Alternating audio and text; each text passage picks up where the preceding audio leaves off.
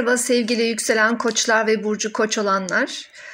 Kanalıma hoş geldiniz. 2021 yorumlarımı sizle paylaşmak istiyorum. 2021 yorumlarıma geçmeden önce lütfen doğum haritanızı ve kalemi yanınıza alın. Ben anlatırken haritanızda takip edip notlar alabilirsiniz. Böyle daha faydalı olacağını düşünüyorum. Çok detay ay anlatmayacağım ama 2021'in sizin için ana gündemi üzerinde durmak istiyorum. Zor bir yıl geçirdik ve 2021'de yine bu zorlu süreci dünya olarak hep birlikte giriyoruz. Ama dünya için ne kadar zor enerjiler olsa da bireysel haritalarda çok güzel zamanlar ve fırsatlar var. Önemli olan bizim bunları görebilmemiz. 2021 yılında yükselen koçların gündemi ne derseniz öncelikli olarak pek çok eğitim fırsatı, yer değişikliği, araç satın alma gibi olabilir. Ayrıca aşk fırsatları, hayatınıza güzel kalıcı bir aşk gelebilir. Çocuk düşünenler için çocuk fırsatları olabilir ya da sürpriz bir hamilelikte olabilir diyebilirim. Şimdi 1 Ocak 2021 tarihine göre yükselen koç burçları haritası gördüğünüz gibi ay düğümleri 3-9 aksında hareket ediyor, ikizler ve yay. Tüm tutulmalar 3-9 aksında gerçekleşecek. İlk tutulmamız 26 Mayıs 2020 5 derece yay burcunda olacak. Yani sizin 9. ev konularında uluslararası ilişkiler, yabancı dil, yabancı kültürler, yurt dışı konuları, akademik eğitim, üniversite eğitimi, medya, basın, yayın, aynı zamanda tabii 3. evi de etkiliyor 9. evde olan. Medya, basın, yayın, kardeşler, kuzenler, yakın akrabalar, komşular, kısa yollar, uzun yollar, yazarlık gibi konularla ilgileniyorsanız, inançlarınız gibi tüm konularda bazı kararlar almanızı gerektirecek. Yani bir sınava girecektiniz, sınav ertelenmiş olabilir. Ya da siz yurt dışına gidecektiniz, işte bazı yurt dışına gitmekle ilgili sorunlarla karşılaşabilirsiniz. Ya da siz kararlarınızdan vazgeçmiş olabilirsiniz. Ya da siz artık o fırsatı kullanmak ya da değerlendirmek istemiyor olabilirsiniz. Tüm bu konulardaki yaşayacağınız ay tutulması enerjisi güçlü bir dolunay enerjisi gibi düşünebilirsiniz. O konularda bir karara varıp bitirmek ve yeni sayfalar açmak olarak düşünmelisiniz. Arkasından 10 Haziran 2021'de bir güneş tutulması var. Bu ikizler burcunda ve sizin 3. evinizde, tabii ki aynı zamanda 9. evi de aktif ediyor. Yani yakın kardeşler, komşular, akrabalar, kısa yolculuklar, internet, teknoloji, basın yayın, medya, eğitim, iletişim konularında bazı başlangıçlar yapmak isteyebilirsiniz. Yalnız 10 Haziran'daki bu güneş tutulmasında Merküryen bir tutulma, Merkür retrosu da olacak aynı zamanda bu evde bu konularla ilgili. Harekete geçmeyin, planlama yapın, kararlar alın ama imzalar atıp harekete geçmeyin. Merkür retrosundan sonra bu konularda hareket edin. Çünkü o anda harekete geçersiniz, daha sonra üzülebilirsiniz, başınız ağrıyabilir bu konularda. Arkasından 19 Kasım 2021'de bir ay tutulmamız var. 27 derece boğa burcunda ve sizin maddi konularınız, maddi gelirlerinizle ilgili olan evde son derecelerde olacak ve 3. eve yakın bir konumda olacak. Yine 2 ve 3'ü de çalıştıracak, 8 ve 9'u da çalıştıracak. Yani bu ay tutulması 19 Kasım'daki sizin gelirleriniz, giderleriniz, ortak gelirleriniz, kendi kazancınız, borç alacak konularında sizin bir düzenleme yapmanızı gerektiriyor. Bu konularda bazı sonuçlara varmanız, bazı gündemleri sonuçlandırmanız, maddi konulardaki gündemleri sonuçlandırmanız gerekiyor. Arkasından 4 Aralık'ta bir güneş tutulması var. 12 derece yay burcunda ve sizi yine 9. ev konularını tetikliyor. Ve bu 9. ev konularında yeni kararlar, yeni fikirler, yeni kararlarla üniversite eğitimi olsun, akademik eğitimi olsun, uluslararası konular ya da yabancı dil konularında harekete geçeceksiniz. Ayrıca tüm ay tutulmalarında dikkate alınması gereken buradaki bir de Neptün transiti var. Gördüğünüz gibi burada bir Neptün T karesi var. Yani 3. ve 9. evdeki tutulmalarda Nisan ayına kadar özellikle bu Neptün karesi devam edecek. Siz Nisan ayına kadar bu 3. ev ve 9. ev konularında arkanızdan hangi işler çevrildiğini pek anlamayabilirsiniz. Siz her ne kadar eğitim kararları alsanız da, işte uluslararası ilişkilerle bazı kararlar almaya çalışsanız da aslında bazı konularda bir şeyleri net göremiyorsunuz ya da iç dünyanızda kendinizden de emin olamayabilirsiniz. Çünkü 12. evinizden bir transit bu. İçinizde, kendinizde bazı konularda şüpheye düşürebilirsiniz, emin olamayabilirsiniz. Belki de korkuyorsunuzdur harekete geçme konusunda. Nisan ayına kadar burada bir zorlu kare açı var, enerji var.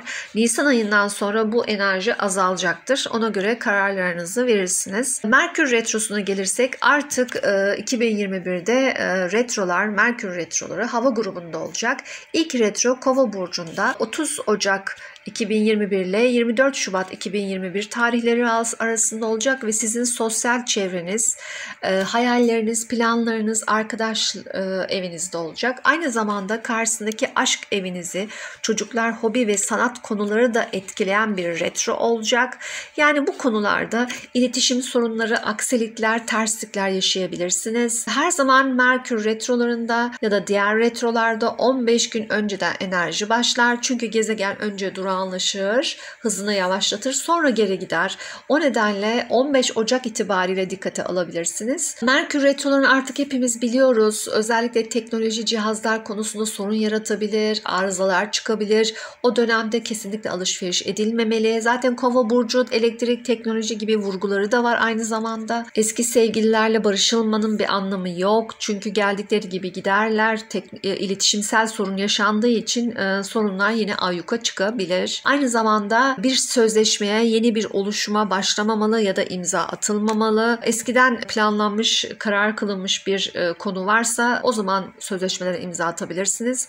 Bu genel yorum. Herkesin haritasına göre aslında bu değişebilir de. Çünkü Merkür'ün durumu önemli. Merkür retrosunda doğanlar ve Merkür olumlu açı alanlar için bu zorlayıcı enerjiler daha az zorlayıcı çalışabilir tabii ki. Arkasından 28 Mayıs ve 20 Haziran arasında İkizler Burcu'nda bir Merkür retrosu var.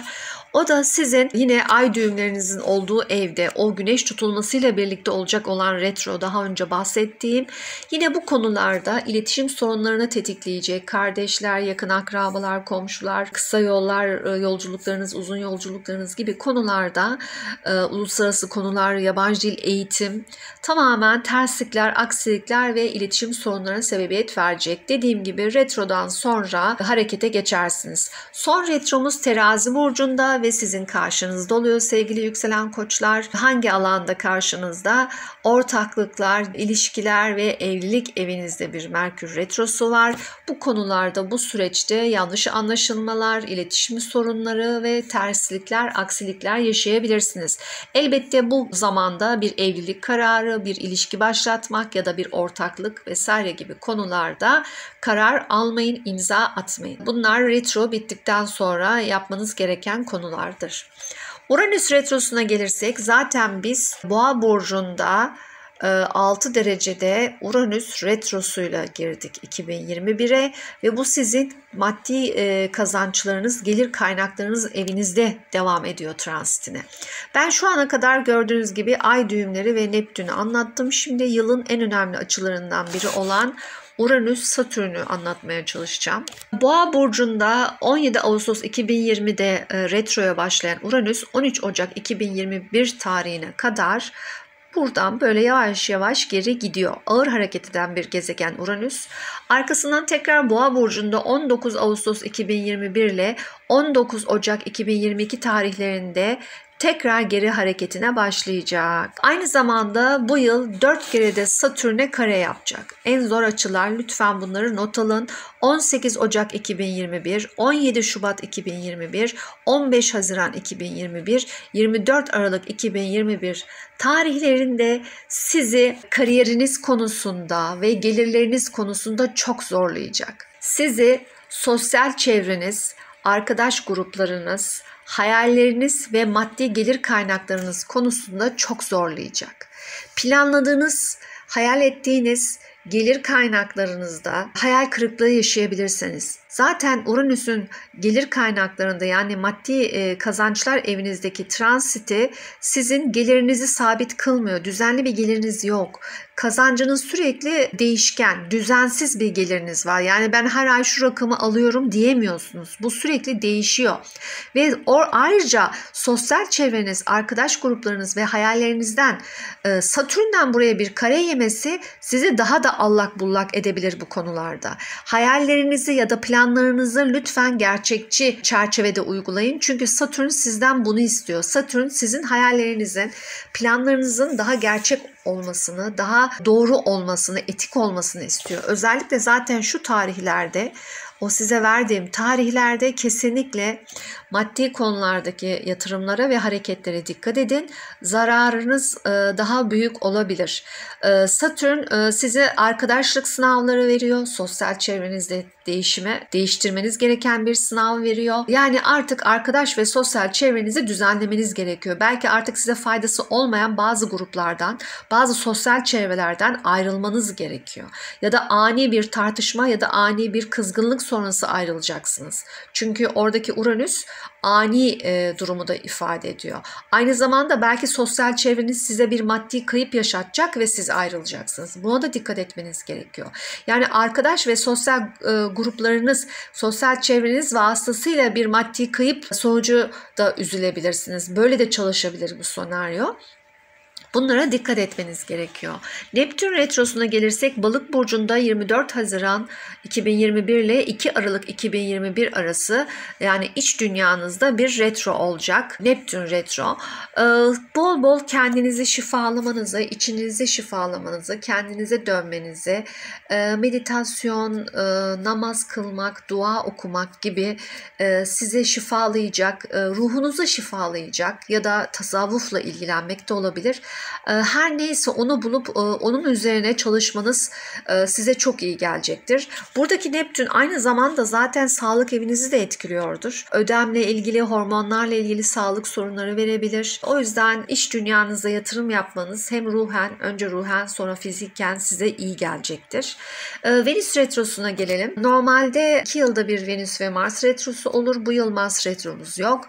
Venüs retrosu da Aralık ayında olacak. Oğlak burcunda 14 Aralık 2021 ile 24 Ocak 2022 arası olacak ve Venüs retrosu sizin kariyer evinizde oluyor. Yani kariyer konularına 2022 yılında biraz sorunlu gireceksiniz. Sanki istediğiniz iş artık o değilmiş.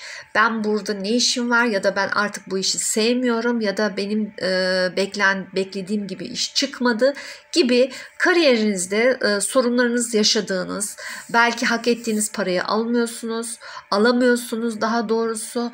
Bunların farkına vardınız. Belki vaat edilenler yerine getirilmedi gibi kariyerle ilgili sorunlarla 2022'ye gireceksiniz. Arkasından Jüpiter retrosuna gelelim. Jüpiter retrosu sosyal çevrenize girdi. Sosyal gruplar, arkadaşlıklar artacak. Eğlence artacak. Aynı zamanda tabii ki aşk evinizin de karşısında aşk gündeminiz de artabilir ve çocuk fırsatı da yakalayabilirsiniz. Belki çocuk sahibi olmaya karar vereceksiniz ve çocuk olacak.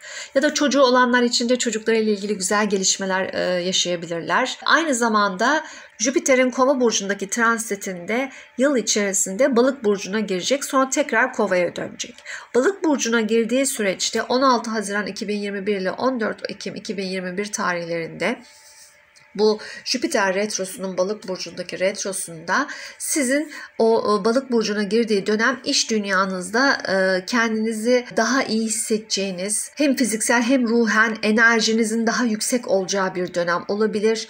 Belki size iyi gelecek spiritüel konularla ilgilenmek, eğitim almak ya da zihninizi ona vermek, o tarz yayınlar okumak size iyi gelebilir. Sizi, ruhunuzu şifalayabilir. Arkasından dediğim gibi Kova burcunda transitine devam edecek Jüpiter.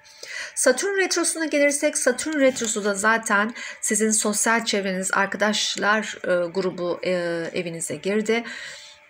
Ve sizi bu konuda test ediyor, sınavlar veriyor. Aynı zamanda aşk ve çocuklar konusunda da sizi sınavlar veriyor, test ediyor. Sorumluluğunuzu alacağınız bir aşk verebilir, bir çocuk verebilir sorumluluk almanız için gibi düşünebilirsiniz.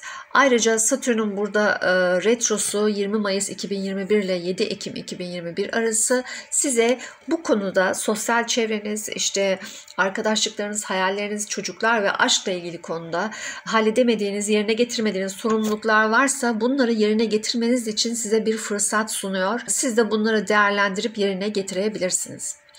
Beni dinlediğiniz için çok teşekkür ederim. Lütfen kanalıma abone olmayı ve beğenmeyi unutmayın. 2021 yılının hepimize ve dünyamıza hayırlı olmasını diliyorum. Sevgiler.